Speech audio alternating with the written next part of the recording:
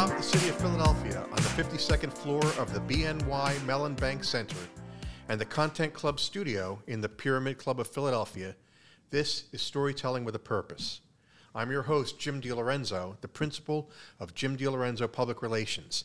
And through this show, I want to illustrate how storytelling with a purpose is integral to my lifelong vocation, storytelling in public relations, with conversations that highlight best practices, tactics, and strategies behind the process, how storytelling works in a professional setting, what goes into it, and how it can move the listener, the viewer, or the reader to some action. So I'm going to tell a little story today, and then I'm going to let my guest tell more of that story.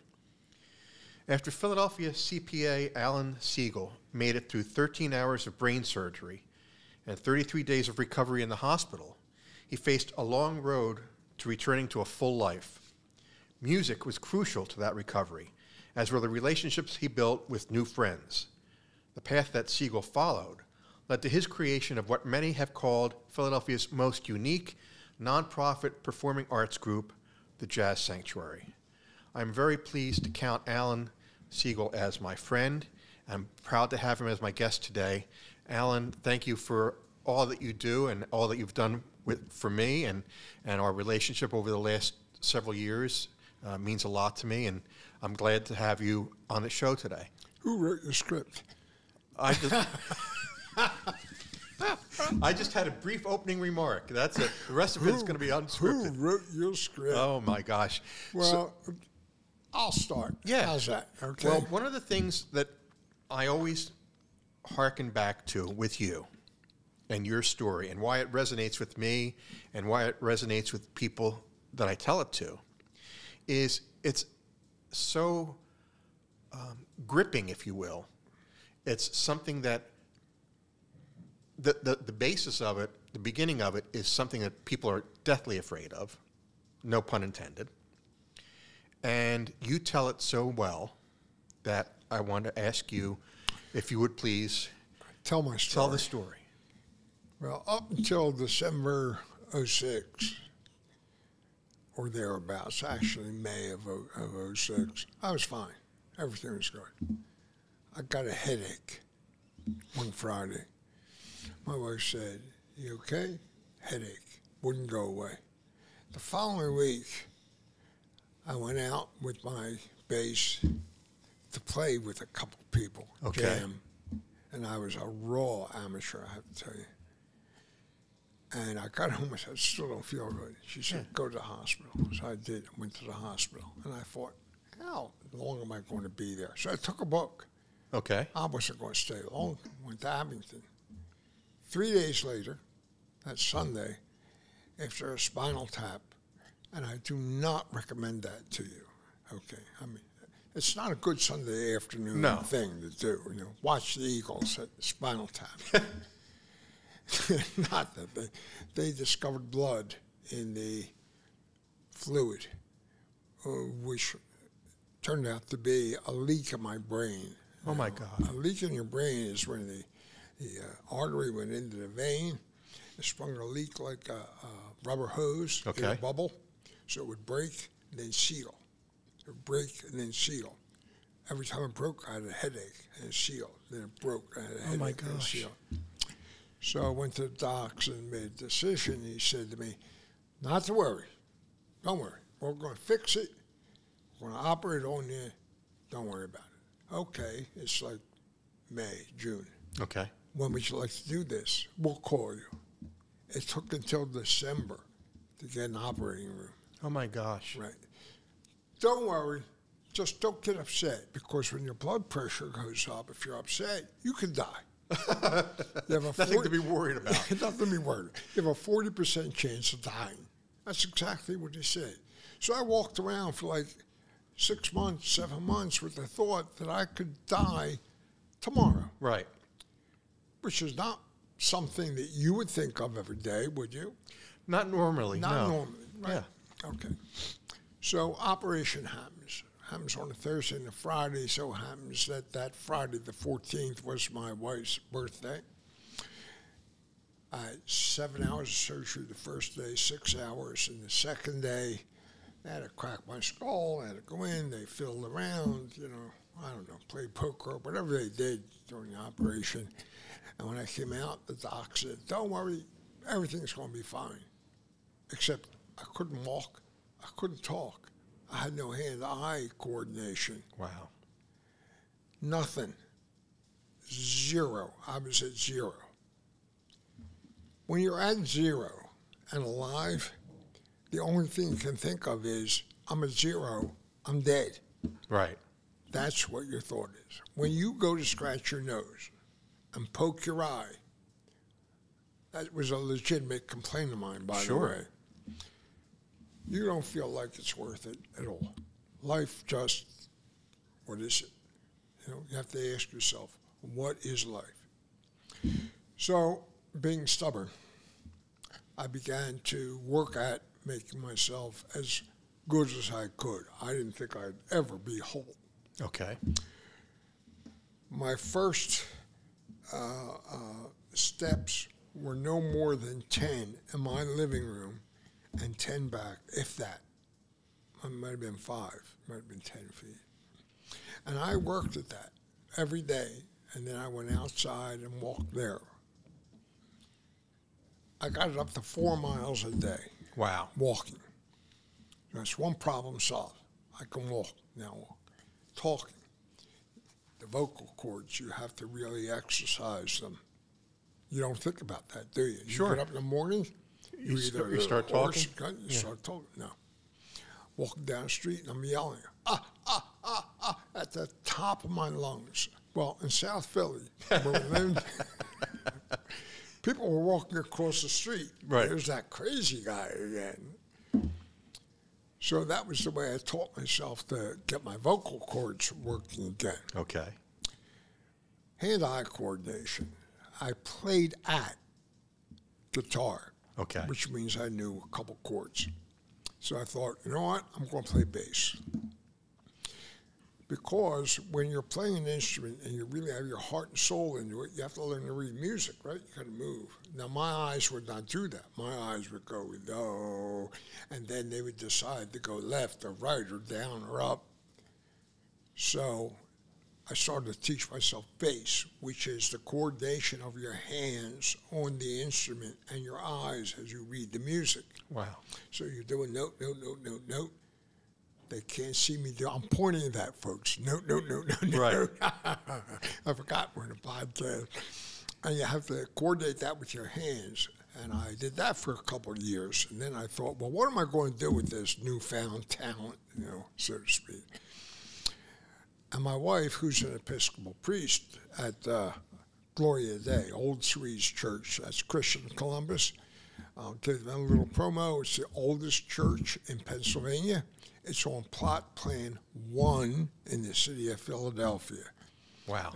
Construction was started in 1694, completed in 1700, and has been in use as a church since 1700. Wow. All right, so that's where I lived. Historical Gloria Dei. So I walked around the grounds of Gloria Dei. Okay. And then I walked around South Philly. So my wife said, why don't you go out and give the music away? If you're not going to get paid for it, give it away. I thought.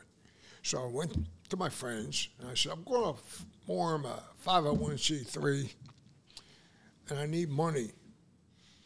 Give me money. So they looked at me and said, what are you talking about? I said, it's okay. Give me money. How much do you want? How much you got? What's your budget? $1 million a day. Give me money. So, and they responded to that. And they responded. A couple kicked me out, but sure. You know. So I was very lucky. I got sponsors who came in and funded the Jazz Sanctuary. I then went to churches and said, I want to use the church as a venue to open it up to the entire surrounding community. Not to the parish. They're invited, of course, but to the surrounding community. Bring people in to be together. Right. Despite their differences. Come in and enjoy the international language the language that everybody understands, music. When you listen to music, it either makes you happy, makes you sad, you're engaged. Right. It makes you think. It makes you feel something. Well, that was 12 years ago, 750 events. We paid 125 musicians. I've had over 27,700 visits to those 750 events. And as I said to you before, we either had one man visit 27,700 times or a bunch of people visit once. Right. I can't tell you which is which. But it's a good number. But it's a good number. That's an exciting, and you know, one of the things, as I mentioned, the story resonates, your experience resonates, and that draws people to you. And it engages people in your background, it engages people in why you're doing this, and it engages people to come and hear you perform and your group, but it also gets them back into a community setting. Well, the community setting to me is aside from enjoying the music, which if we're good enough, which we are, I say that, I can't even say that without puffing out my chest, you know? we're good. You know? We're you good. must be if people keep coming out. James Delorfice on piano, Eddie Atkins on sax, our drummers, Leon Jordan Sr., our vibist is Randy Sutton. These guys all have 25, 30, 35, 40 years of experience, and they're dragging this poor old bass player around, you know, thumping around. It's really an amazing thing. Last night we appeared makes it sound like magic. Poof, you appeared. Last night we entertained at a retirement home out in Malvern. And the reaction, I told them the story. So the reaction is, I had a brain operation, and there were 60 people in the room, which was really very, very nice. I had a brain operation, and the assemblage went, I said, I spent 13 hours in the operating room, and they went, wow. Why? It's a retirement home. You think any of them have ever been in the hospital? Yeah. You think ever they spent a couple of days in the hospital? And it's a story that your personal story is something that captures their imagination and captures their hearts. And some of the times when I am working with clients and colleagues, I talk about earning heart share before you can earn mind share. And your story certainly earns heart share in the audiences that hear it. And I think that that's an important way to establish a relationship. It's not funny, but the relationships that we have made, which was illustrated today. Yes, right after. We ran into someone here this afternoon who had visited one of your... 10 years ago. And has made a donation every year. And we appear, here I go with that word appear again, appear. Poof. Pull the curtain back. We provide entertainment where he lives. So it's, I may forget your name, but I'm not going to forget your face. That's for certain. I mean, look, I'm 82, so you know, I don't remember what I had for breakfast. And don't push me on lunch. I won't. But I don't forget a face, that's for sure. And it's, the entire band is like that. We play a set. It's called Jazz and Joe. Now, if you're anywhere over, if you have any remembrance of the Second World War, you would know that Joe stands for coffee. If I said to you that every time we're at an event, someone comes up and says, "Are you Joe?" That's funny. They don't have, there's no connection. They don't have that experience. Jazz and Joe meant a lot to me. Yeah. You know, Sanctuary Jam means a lot to me because we go to churches, regardless of race and creed. It doesn't matter. And we go to Episcopal and Bethlehem Baptist Church and Archer United Methodist. Sure. And, you know, so that's not the point. The point is to bring people together. So we play a set. Then we take a break. And in that 20-minute break, people get coffee. Oh, Joe, Jazz and Joe. Right. The Joe is provided by the church or the venue, usually a church, and some side cookies or whatever. Sure. And you'd be amazed. People talk. Strangers talk to each other. And the band walks around and says, hello, how are you? You know, just light talk. Aside from them calling me Joe, it's a very pleasant experience. You might want to just change your name while you're at it. Well, my middle name is Jacob. It's close enough. You know. So, one of the things I think you mentioned this earlier to me is that you send out an email newsletter regularly. I do. And you have approximately 1,800 subscribers. I do. To that list. And you have an incredible 30% open rate. I do. For each of those emails. And one of the things that you mentioned to me is that the reason why you have such a successful open rate is because people have seen you and met the other musicians in the group and have mixed it up with you guys in the audience and had encounters with you. So they feel like they're getting a personal message from you, which they are, because you're always very personal in your approach. But that contributes to the success of your email campaigns. Because I think any business that foregoes that personal connection, no matter size, will fail. Yes. Eventually will fail. I tell people this way.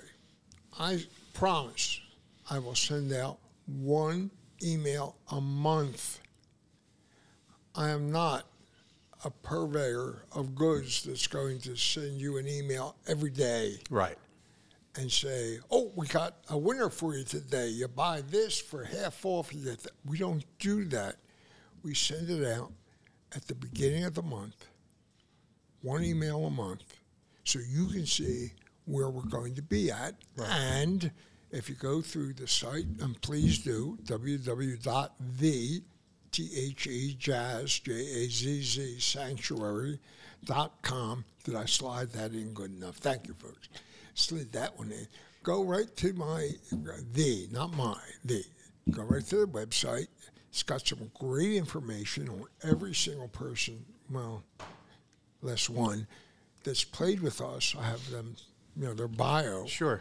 And we've also done, when we had COVID, I didn't personally have COVID, right. But when we suffered from COVID, I decided to take the band into a studio, and we made, I think it was 5 videos, and put them up so people, at no cost, so people could still see us. Right. Still get the music. And still see a performance. Those 5 videos have been viewed 1,100 times. We didn't make a penny out of it. Right. Didn't want to. What I wanted was to maintain that connection. Sure.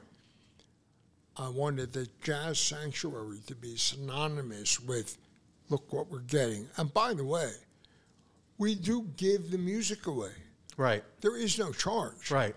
You can come to our next event, walk in, make a donation that the church will keep for their music program, and it's usually around $5 or so. It's really not very much. Some places don't charge at all. They have there's no sign, there's no basket, zero. Come in, listen to music, have coffee and cake, meet your friends, have a great night. And it's a great way to connect with people. It's a great way to hear some great music. Why did you pick jazz? Of all the musical forms that you could have chosen, I heard you talk about country music. I've heard you talk about other things. Why did you choose jazz as the point of connection? Man, that's a good question. No, really. I've been listening to jazz forever. Okay. My uncle, who passed away, was 9 years older than me. He was an oops baby. I think my grandmother had him when she was like 43, 44 years old. So not being 9 years difference, he could take me places that normal adults wouldn't take a kid. Sure. So he taught me what jazz was about. Listen to this, listen to this, listen to this. As I was growing up, I was listening to all kinds of music, and well, it's an interesting backstory in there, a backstory, which I'll tell you in a moment. But I realized when I began to play guitar that country is fairly simple. Okay. I mean, if you were a musician, I would say to you, it's 1, 4, and 5. You would look at me and go, what are you talking about? The first chord, count 4 up, C, D, E, F, and then the 5th to the G, 1, 4, and 5. Most of country is 3 chords. Okay. All right. I mean, not at all. There's some very involved tunes, most pop. I just listened to a book on Paul Simon's life, and when he was a teenager, his father, who was a musician, taught him 1, 4, and 5 on the guitar. Okay. So he and Garfunkel formed a group called Tom and Jerry, and they were famous. They only knew 3 chords. Right? 3 chords. Well, of course, you know, he could write. Paul Simon's a hell of an author, writer. I won't get into that.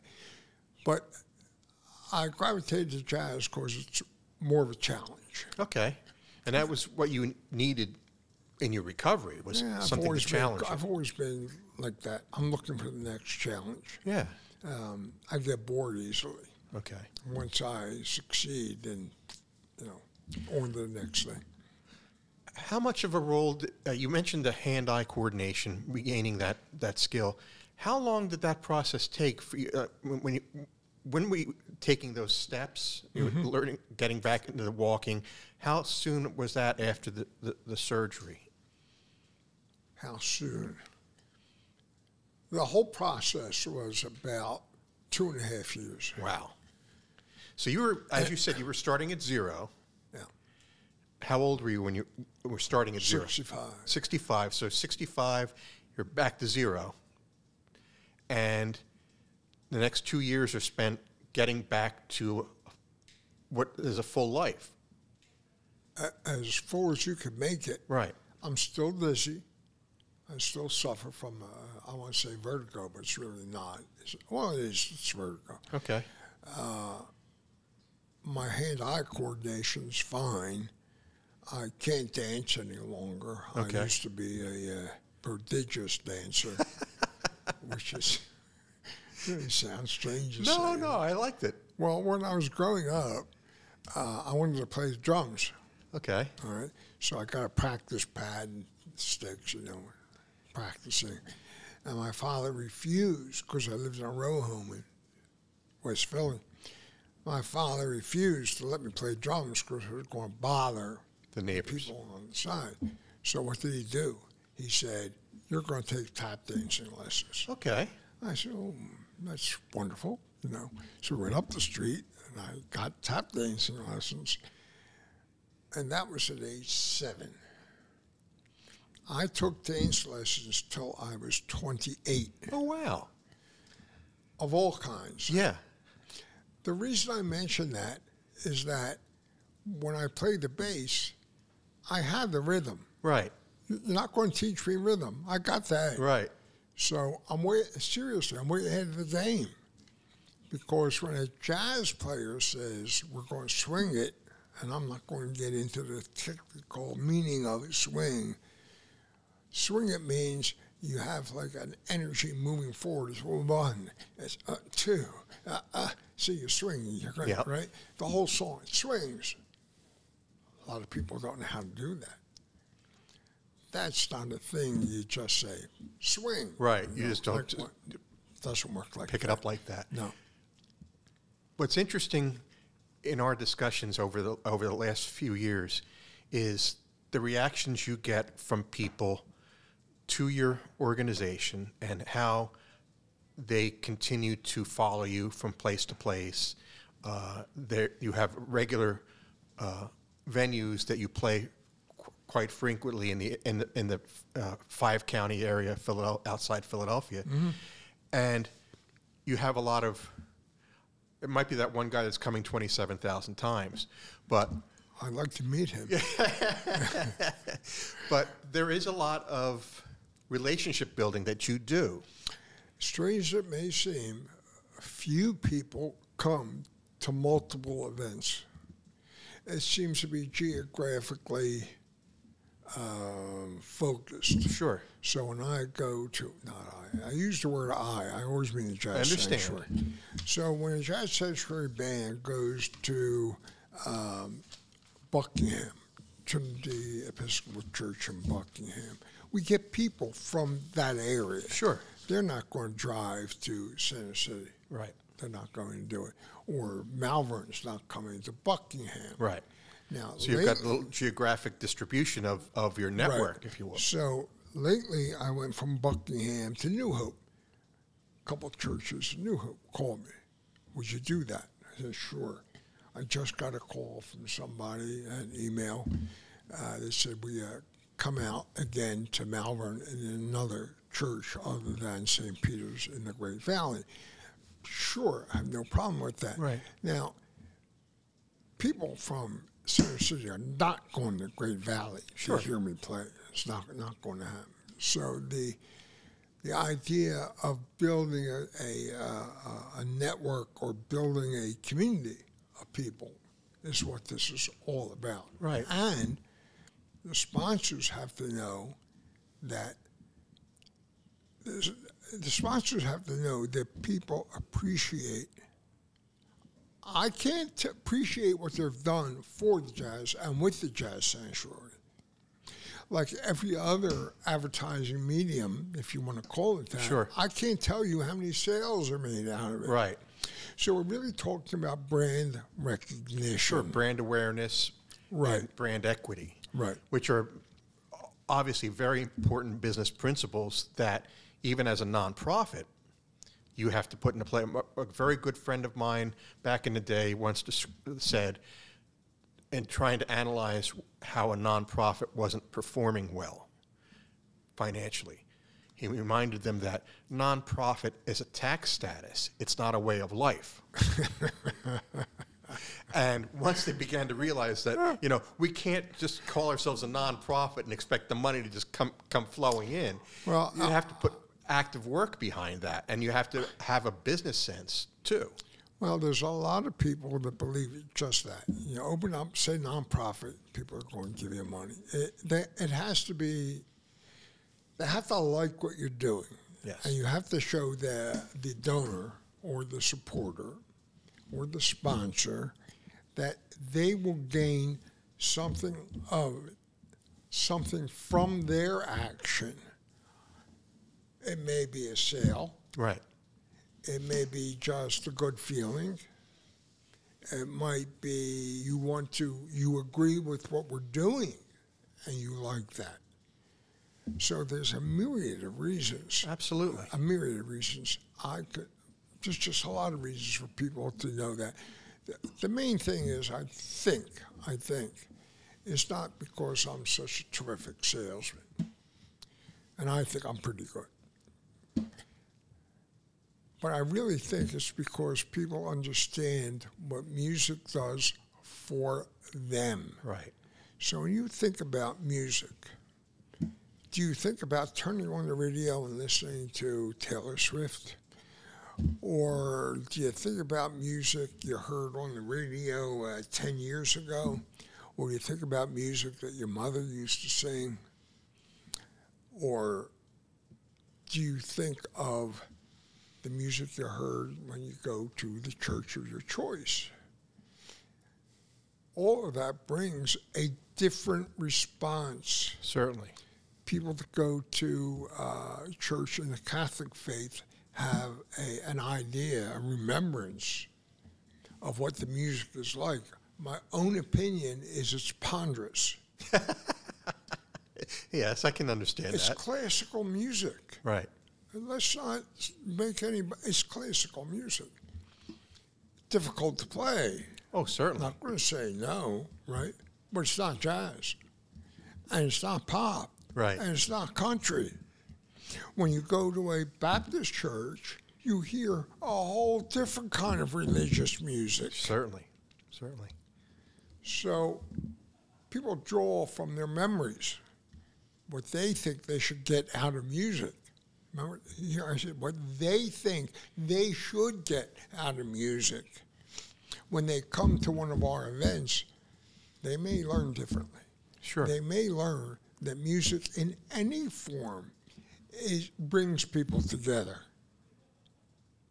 And all kinds of people, all kinds of different people. Race, creed, color, background. Musicians are the most colorblind people on this earth. I'll tell you why.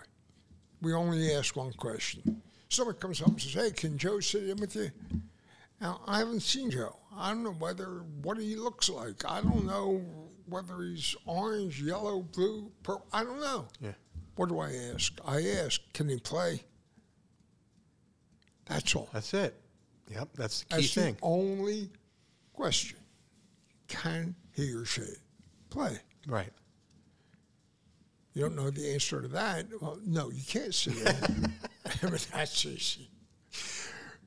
It's interesting to me, the storytelling aspect of the music that you select for the performances. Are you actively, I don't want to use the word programming, but are you picking out songs for a specific purpose when you put your performances together? Yes. Last night we performed at a retirement home. Right. And and since those folks were older than me, which means that most of them were around when water was made, we picked stuff that we knew they would remember. Okay. So we played a lot of Duke Ellington. Oh. Right. And Louis Armstrong. So that people, they remember that music. Sure. If I played anything modern, they wouldn't get it. Right. They just wouldn't get it. So yes, we do tailor it, but I don't do that. Alan Segal does it. Our horn player, Eddie Atkins, who taught music for 36 years, and rather likes big band music, but he is an amazing saxophone, plays sax, clarinet, flute, and writes. He's just magnificent. He chooses the set list for each performance. And we have, either we're electronic, which is really easy. We have our own, all of us have iPads, and we've loaded into the iPads 1,500 songs. Wow. We have our own router. So Eddie calls the song on his iPad. He pushes a button, and all of us get the same music up at the same time. No more carrying around crates of music. Sure. Or memorizing a bunch of tunes. You don't have to do that anymore. Interesting. Now, where do you see the future of the organization and the Jazz Sanctuary as an organization, and you within the organization? Where do you see it going in the next few years? I would like to get the grant money and the sponsorship money to expand what we do. Not that I'll play for all the years moving forward. There's a limit to my energy. Certainly. Being 82, I figure I'm good for another couple of years of schlepping equipment, playing, and doing the thing. I mean, I have to be realistic about Sure. it, right? But I do want to raise enough money to hire somebody who will do what I'm doing. Now, I do everything pro bono. I'm not about to ask somebody to do it. We've had that conversation. Right. That's going to take some funding.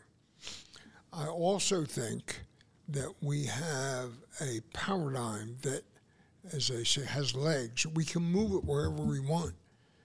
If somebody said to me, do this in Chicago, I have enough contacts in Chicago to set this up within 6 months and be as successful as Philly. Right, because you've done it. I will guarantee you that. Yeah.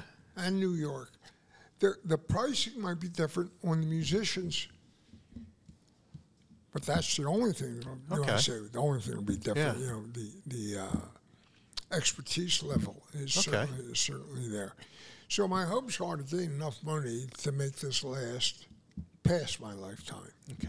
You know, the story's told that you die twice in this world. I've been close to death 3 times in this world, so I can tell you that when someone says you died twice, I ask why. Well, here's why. Once you give up your corporal self, you die. Right.